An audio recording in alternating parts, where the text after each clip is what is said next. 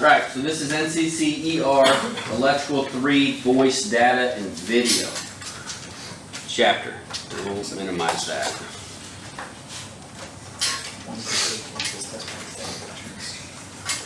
Yeah, I'm gonna take the instrumentation test in the morning. Okay, that's fine. We'll just do it first thing right after math class. Alright.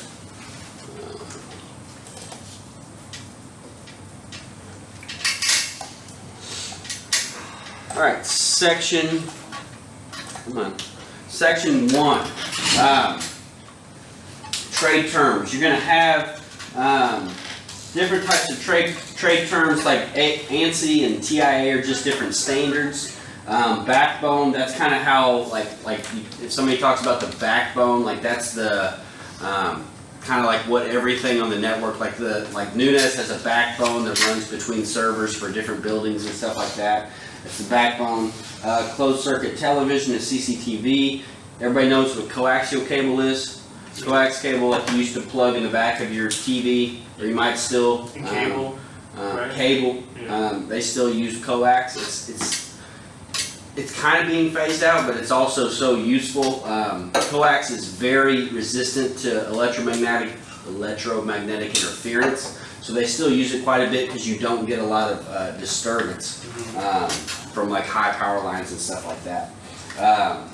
Cross connect, everybody knows what Ethernet is. You should know what a gigabit is, a megabit, like just the difference between the two. Like a gigabit is a billion, right? Mega is a million, giga is a billion.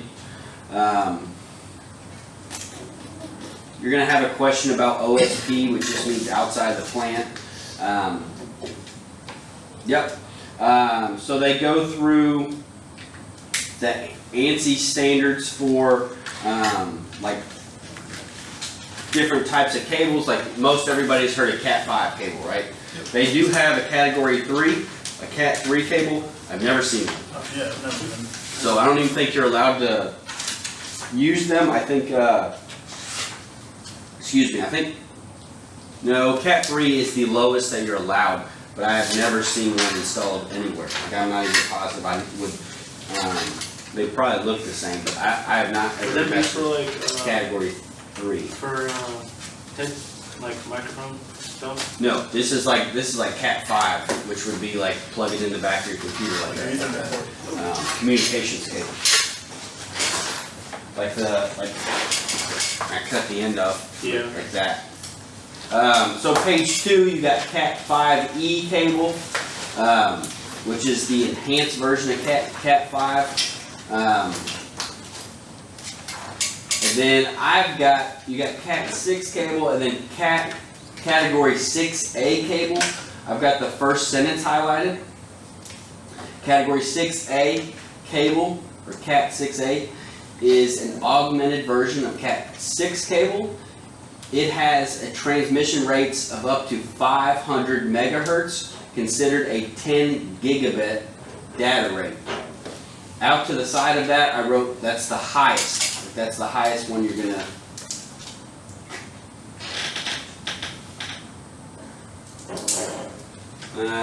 It pertains specifically to the question, but obviously Cat 8 is going to be higher. For Category 8, I highlighted the heading. This is an online test question. So Category 8, I highlighted the heading, and then you need to know that it can support a speed of up to 25 gigabits or 40 gigabits per second. So you just need to know that Cat 8 is either 25 or 40 gigabits per second. Immediately after the first note, so bottom left paragraph, first sentence is highlighted. The video cables used in new installations are normally RG6 coax type. RG means radio guide. Right hand side of the page, they have the subsystems of structured cabling. I've got the first bullet point highlighted.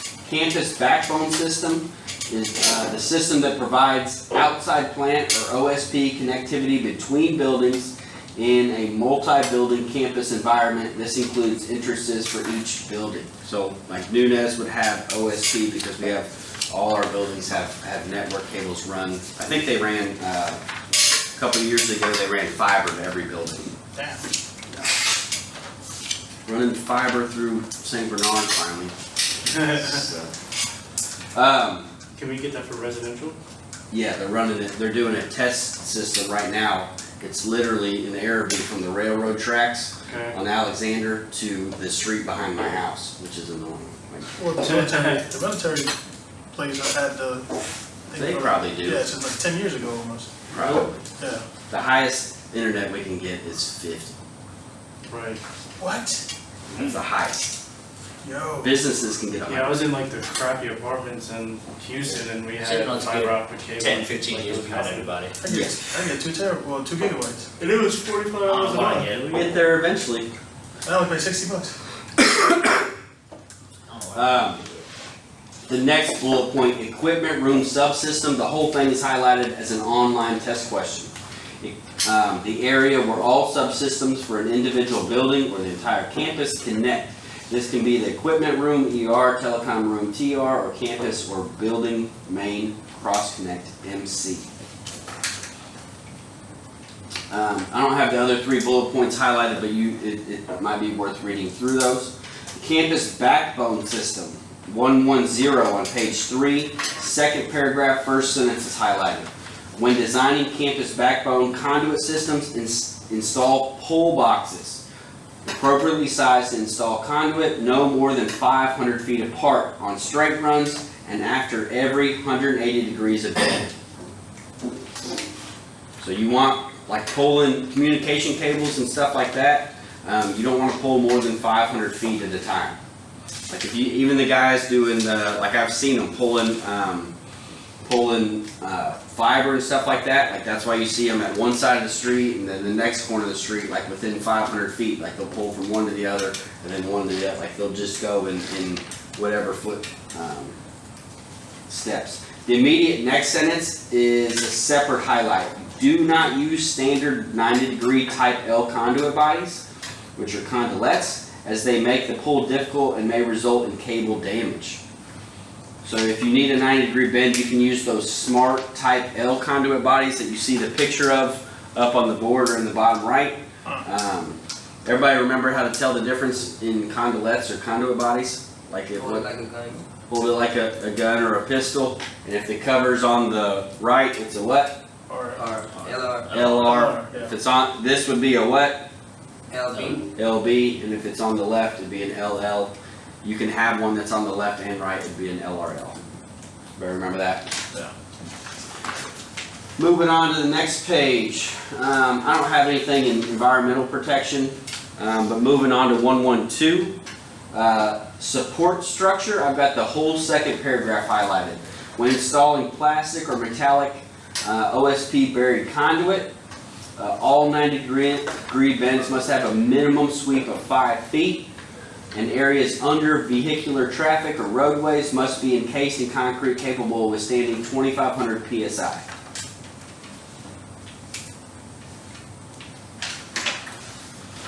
Labeling, that is a big deal in doing networking and stuff like that. 114 labeling, I've got the sentence before the bullet points highlighted. Labels must be machine printed as large as reasonable, protected with a clear shield and affixed to the following system components. And I've got the third bullet point highlighted. Conduit within 6 inches of the termination point would need a label. 120, equipment, telecom room subsystems. Right there, right before the bullet points, I've got the sentence, the heading sentence highlighted. The following are general safe distance clearances for telecom cable. I've got the second bullet point highlighted. Keep 12 inches away from conduit and cables used for electrical distribution. And then I have the third bullet point highlighted. Keep 48 inches away from motors and transformers. That's to reduce electromagnetic interference. Does everybody remember what EMI is? Electromagnetic. Interference. So, if I have the center of a wire, that's the center of a wire. All wires, just like the video talked about, have put off a field of electromagnetism, they go like that, and then it gets weaker and weaker the further that it goes out. The higher the voltage is, the more they're going to put out, the further that it's going to put out. Everybody's used a BP pin or voltage detector pin. Like if I had it like this, it gets close, it can sense that, and it starts going off. So if I had a high power wire, and then I had a communication cable right there, communication cable runs at very, very low amperage, and this would induce a voltage into that wire and mess up your communication signal. That makes sense? So that's why coax is still big, because coax can resist electromagnetic interference, and that's why Shielding, what were we just talking about? Ethernet. Cable, Oh, that's what you keep it. What's the plugged in. lights? The lights in plastic and glass. LED. LEDs, The cable, like the glass cables. fiber. Oh, Fiber. Yeah. That's why fiber's so good, because fiber is literally just a piece of glass or plastic that light is transmitted through, and electromagnetic interference doesn't mess with that. So that's why you can run that right next to a power cable, and it's not a big deal. But these guidelines are to keep this stuff away from each other. We'll talk more and more about it, but if you have to cross like a data cable across like a high power line, you want to stay, or a high power cable, you want to stay away as far as you can, but you also, like, you don't want to run them side by side, you want to cross at a 90 degrees, so it's crossing the least amount, it's closest for the least amount of time possible. Nothing else on page 5. Going into page 6. Workmanship. Like you can see the picture in figure 3, like, oh, that's gorgeous. Like, Yep. stuff doesn't usually look like that. Picture right there, like somebody is good at their job, or that's a new facility. So workmanship is a big thing, because you can have a rat's nest of blue cables and stuff like that, and trying to trace out which one's which. On the right hand side of page 6, right above that second caution, I've got that last sentence highlighted. Dressing means that all cables are laid straight next to each other with no knots, crossovers, or dividers, or divers. A diver is a cable in a bundle that crosses and disappears into the center of the bundle. Where at? Last sentence before the second caution. Oh, Dressing means that all cables are lying straight next to each other at the end of that paragraph. We'll talk more about labeling. I don't have anything for labeling for this one. 130, the riser subsystems. Top right of page 7, first sentence up there is highlighted. Riser pathways should cross perpendicular to lighting and run no closer than 5 inches. So that's exactly what I was just saying. Like for running cables and stuff like that, you want to cross at perpendicular, like straight across. The skip a paragraph, and the second to last paragraph on page 7, first sentence is highlighted. When installing telecom cabling in a riser where the vertical run spans more than 30 feet continuously, all cables must be secured in 30-foot intervals, which is the maximum, using a split Kellum's grip or similar mechanical device. So a riser is just where you're going from like one floor to another. Like that's where you're going, that's a vertical run. So obviously you have to have stuff strapped off. Page 8 and 9. So this is for riser subsystems in the environmental protection. 131 on page 8, second paragraph, second sentence is highlighted. Any penetrations through walls or floors that are required for a riser pathway must be neatly sleeved and fire stopped immediately upon completing the penetration. This was big whenever I did a job as a contractor in Harris or Caesars, whatever it's called now, putting in antennas for cell phones. And we had to go through a lot of walls and block walls, and they had to core drill through floors and stuff like that. And it was like we were getting a major fine if we didn't put fire stop through those holes as soon as we put our conduit or our wires through them. Like, it is a big deal to fire marshals and stuff like that to have have fire blocks and stuff. Like you can put, it's like an insulating material that you kind of stuff the hole with, and then you have like a red caulk that you like just kind of putty around it and close off. But like commercial buildings are made, like if you opened up any of these doors, like the fire ratings and stuff are important. Because if we had a fire in here, like the goal of the fire marshal is to contain the fire in here. So like obviously it's not gonna go through the walls and stuff, but all this stuff, these should have a label. Usually these doors have a label of how many hours they'll resist fire. See it on that one, but they should. But that's why it's important, because you just left a hole somewhere. There's the ability of smoke or fire to get to the next room. The second caution on page 8 is also highlighted. If trays or wireways must be shared, a power and telecom cable must be separated by a grounded metallic barrier. So you can have, it looks like just a sheet of metal that goes through a cable tray, and it's going to separate your power wires from your communications. That's the second caution on page 8. Workmanship for riser subsystems. 133, last sentence in the first paragraph, or the only paragraph is highlighted. Cables must be neatly bundled using Velcro straps. Anybody know who invented Velcro? Used to. NASA.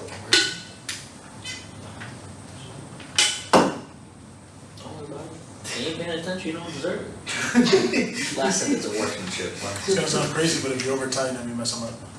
If you what? If you over tighten any communication cable, With Velcro? with anything, like if the Velcro, like the tighter they are, the worse the interference can be within them for some reason. So there's several things that can go into. I'll go grab a piece here in a minute. I'll show you a couple of things that help with that electromagnetic interference. 140 horizontal subsystems. Moving on to page 10. On page 10, the first full paragraph right above that caution first sentence is highlighted. When installing horizontal ER/TR MC sleeves, provide a minimum of 3 inches between the ER, TR, or MC and the horizontal subsystem.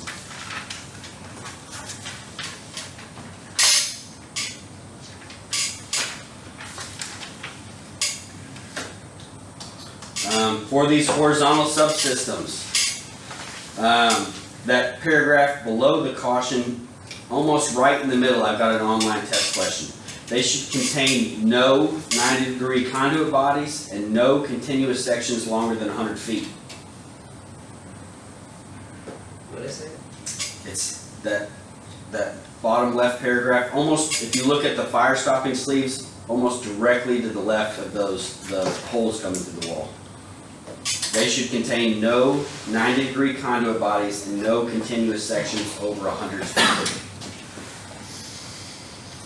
Everybody can see the pictures right here. Like this is the fire stop stuff, like even coming through stuff like that's the fire sealed conduit that's coming through this.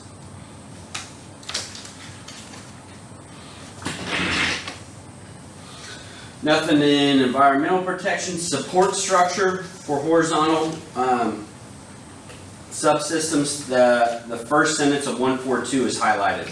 The support structure for a horizontal subsystem consists of J-hooks, saddles, and laddered racks or trays.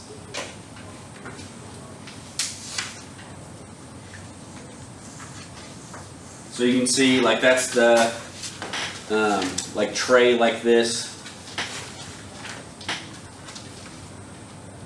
You usually want to have stuff separated. These are all power.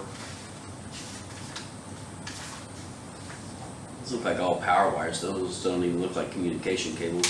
Yeah. Those might be, but I can't imagine they are. Yeah, nothing highlighted in the 3 bullet points. Moving on to page 12, 144, labeling for the horizontal subsystems. I've got the sentence before the bullet points highlighted. Labels must be machine printed as large as reasonable, protected with a clear shield and affixed to the following system components. I've got the third bullet point inner duct within 12 inches of the termination point.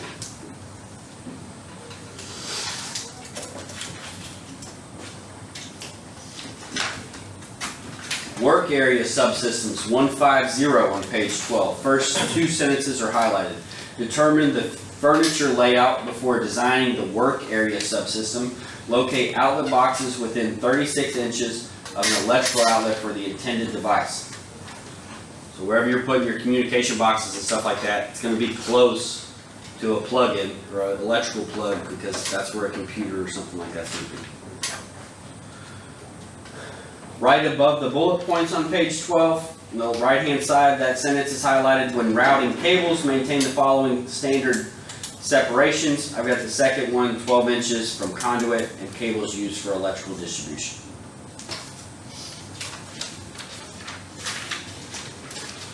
I got nothing in environmental support structure, workmanship, or labeling. Page 14, distributed antenna systems. First sentence is highlighted. A distributed antenna system, or a DAS, is a network of antennas throughout a building that serves as a repeater or remedy areas of poor coverage inside the building. I don't know exactly how this works, but I know in like the volunteer camp that I work at, like I just run an Ethernet cable to another router and I can set it up as a repeater to like extend my Wi-Fi service. Third sentence, so skip a sentence and then the next sentence. NFPA 72, National Fire Alarm and Signaling Code, requires the use of public safety DAS strictly for use by first responders during an emergency.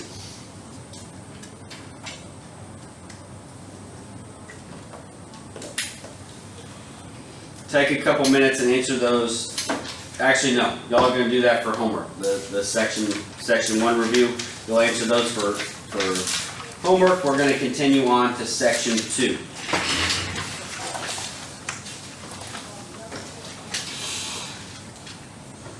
Section 2, installation and termination of cable systems. Third sentence on the page is an online test question. F-type coax is terminated using a variety of crimp-on, twist-on, or other connectors. What? Where are you? Section 2. Second to last. I ain't paying attention. First paragraph, third sentence. F-type coax is terminated using a variety of crimp-on, twist-on, or other connectors. Online test question. Alright.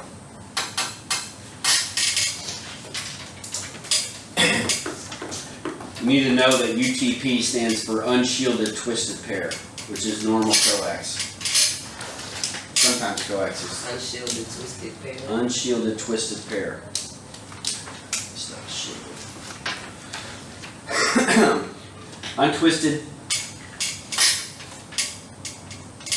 Unshielded twisted pair jacks and plugs. So that's like this plug that you put the stuff in or put the wires in. All the way at the bottom left of the page, the little sentence in the parentheses is highlighted. RJ means registered jack. So you might hear of like a RJ45 connector. That means registered jack. Right hand side of the page, not middle paragraph. The first sentence of the first full paragraph on the right hand side is highlighted. For Cat 5E, 6, and 6A, structured cable systems with 4 pair cables, typical 8-pin or 8-connector RJ45 modular jacks are used. So that's like your normal Ethernet plug, I guess you would call it. Last paragraph on page 16, I've got sentence right in the middle of that paragraph highlighted. Today, most straight-through patch cords for Cat 5E, 6, and 6A cable are wired to the B scheme, including commercial patch cords, because most systems are wired with the B scheme. So if you look up here on the board, this is the B scheme. Like, technically, it does not matter as long as the colors on one side are the same as the colors on the other side. The signaling does not care what color the wires are. But every one that I've ever made is this. Right. Like, you're gonna have the white, blue.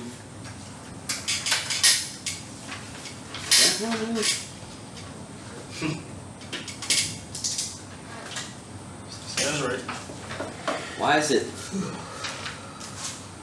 blue with, oh, white with the Yeah. blue stripe, Yeah, then blue with the white stripe, Yeah, white with the orange stripe, with the orange with the white stripe, white, green, green, white, white, brown, brown, white.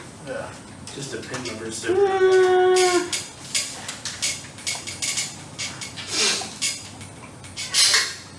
Let me see something right quick.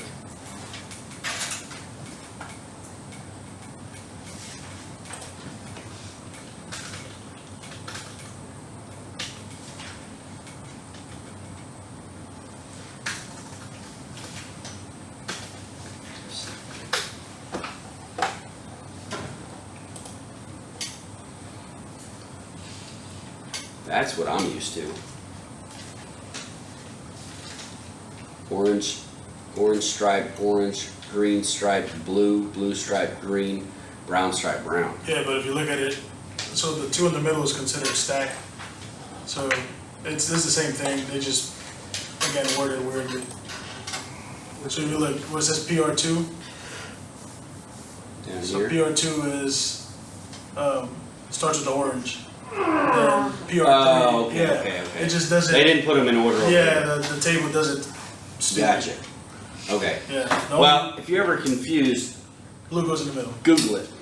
yeah, and blue, I mean, blue look always at- goes in the middle, Blue go, yeah. yeah. But you guys will be making, if you haven't ever made one of these, you're gonna make this and a coax cable, and I'll show you how to test them while y'all are here. Like, not hard. Unless you get to like really small ones, What's that? unless you gotta do two like little. Oh yeah, wow. I've never done one Yeah, those are- back to back like yeah, that. those are horrible. But yeah, just remember, I don't know why everybody goes with the B scheme instead of A, but everything I've ever done, I've wired with the B scheme. 220 RG6 F-type coaxial cable, first sentence is highlighted. A variety of coax F-type connector terminations are available, including crimp-on, push-on, and twist-on.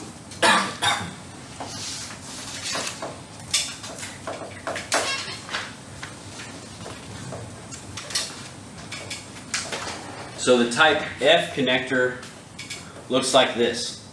That's your regular like screw-in connector for coax. You have two different types. I can't remember if it's J. Give me a second to remember the other one. The immediate next sentence in 220 is also highlighted. Before a connection can be made, the cable must first be stripped using special coax stripping tool, figure 15. Special. So it's Just like just, this last. Still little just use a knife. Oh, you can use a knife. Some, if you're doing a lot of them, Yeah. these are nice, Yeah, those are nice. if the blade's good. Yep. And they use proprietary blades, most of them. I'll remember what the other, I know we talked about the other type, in the industrial setting, you don't use that F-type connector. You J. use a J, I think it's J, where it's just like a 90-degree turn. Yeah, it has like To the put two it little on. dots. So much easier than trying to start the threads for the F-type. Second paragraph in 220, first, I guess it's the whole paragraph, one sentence paragraph, online test questions. Most professional installers use compression connectors because they are fast installs, the connection is more secure, and there is less chance of damaging the coax. Fiber optic cable. Going into page 18. I don't have any highlights. Are you gonna do any of that? Huh? Are you gonna do any of that? No. No, but Nunes does offer like a, Oh, they have the machine? To splice? they bring somebody in Oh, and they do like it's all week and it's 3 classes, and Cox has donated like 10 grand for scholarships, And where each class was like $700, they were offering the class for like $50 each. Damn. And you learned how to terminate fiber, which is hard. Like you need like gems and stuff like that to polish the fiber. Like very high paid jobs, which you can do it, but very, very, very tedious job and stuff. But they have offered those classes here for dirt cheap. I don't know when they're going to do it again or how much scholarship money is left, but that is a heck of a deal to get to do that $50 for 3 $50 classes. I'll do it. for each class. Yeah, if you can find out when they have it again. Each class is 1 week long? Or No. There's like 3 classes and they do all 3 in a week. Like there's 2 that are 2 day, then there's 1 that's 1 day. And I can't remember how they separated with like splicing and terminating and stuff like that, but it's like 3 different levels. So, $150. Huh? $150. Well, if you get the scholarship Yeah. or something like that. Lenny would be the one to ask. I'm not sure when they'll have the next one, but Lenny would be the one to ask. Or, I don't know if y'all met Julie, her office is right next to Lenny, Yeah. She doesn't teach it, does she? no, Okay. no, Okay. definitely not. No, they bring in, I think they fly in somebody from California and he teaches it the whole week. Like it's legit. Yep, nothing on the fiber optic cable on 17 or 18 or 19. Page 19 goes through like how to make the connectors. I've never done it like that. I'll show you all how I've done it, but I've never had the load bar pull out. Oh, that's like specific They don't connectors like have- that though, yeah. Yeah, That's like fancy stuff. yeah, that's not the way you'll be doing it in my class. Yeah. But that could be nice. Each one of those connectors is probably like $5. Page 20 and 21. The figures on page 20 are just a little bit far behind. That's the coax stripping and coax compression tool, which we'll use. My first and only highlight in this section for fiber is the first sentence on page 21. The minimum bend radius and maximum tensile loading allowed in a cable differ during and after installation. You want to be very, very, very careful with fiber, as most of it is glass. A lot of industrial fiber is being converted to plastic because it's more durable. But I've definitely installed it and definitely broke it and had to call the IT guy in at 2 in the morning to come re-terminate stuff. But just be super careful whenever you're doing that stuff because the terminations and stuff are critical for those. Installation in trays and ducts for fiber. Second paragraph, first sentence is highlighted.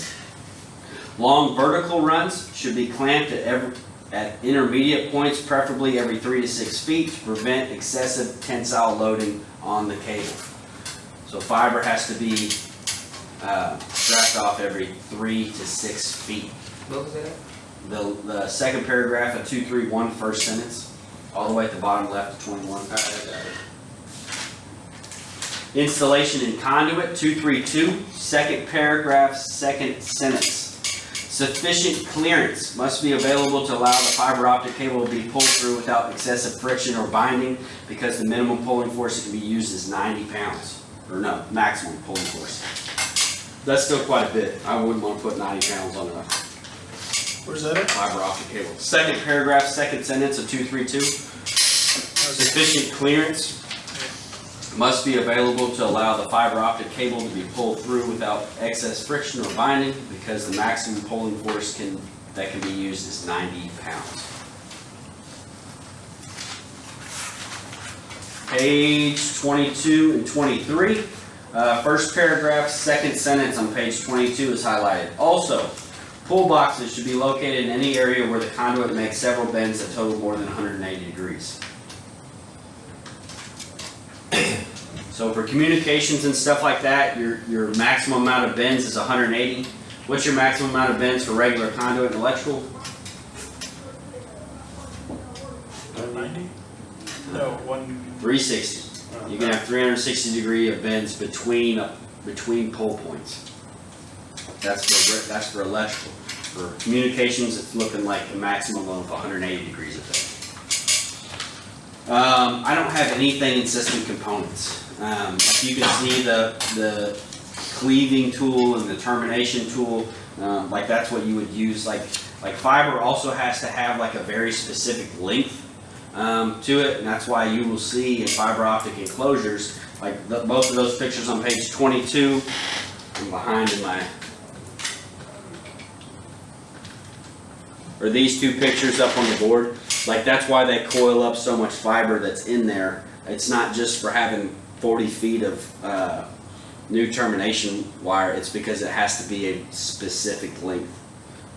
So that's why that's such a wound. Nothing in 233. 240 grounding and testing VDV systems. Grounding and bonding. 241 second paragraph first sentence is highlighted. The minimum size grounding conductor for fiber optic cables is 14 gauge per NEC section 770 100A3.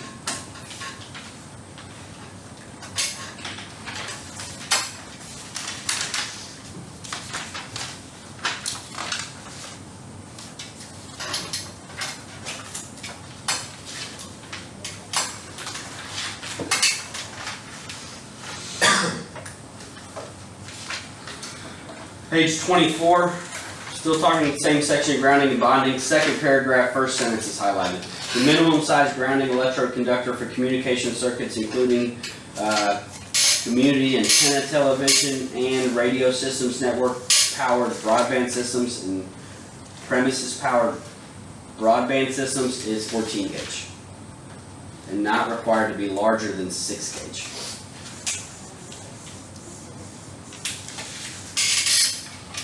Testing 242 on page 25. Testing of these, I've got second paragraph, the heading sentence before the bullet points. The following is a list of tests that must be performed. I've got the whole first bullet point highlighted. Cat 5E. Tests include length, wire map, delay skew, attenuation, next, return loss, equal level far, and end crosstalk. And the power sum next up to 100 megahertz.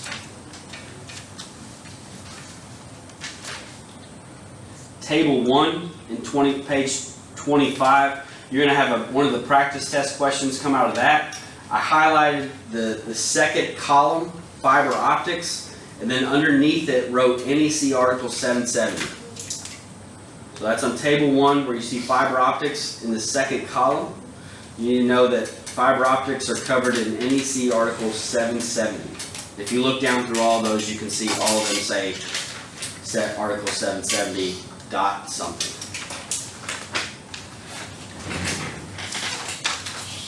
That's all there is for this chapter.